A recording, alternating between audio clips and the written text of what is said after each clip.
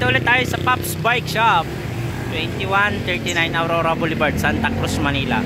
Huwag nyo na lang sundin yan. Yan. So dumating na yung pinaka-latest ni Saturn Janus na frame. Ayan.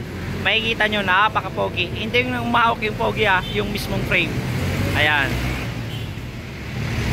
Ito yung white, combination nya ng black, tapos metallic blue.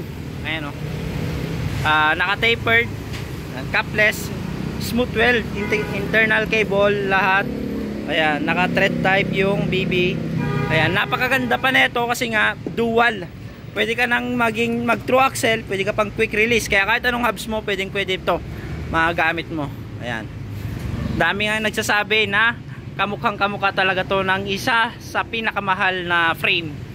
Ayan, kamukha niya. Halos identical, lalo na pag pininturahan mo na. Ayan. So konti lang dumating, ayan lang. Tapos meron din tayong ibang Saturn na rim. Ayan, sa mga naghahanap ng mga makukulay na rim, ayan meron. Maxi Space.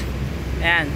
Update ko lang kasi ito talaga yung i-features natin. Napakaganda. Ayan, titimbangin naman natin.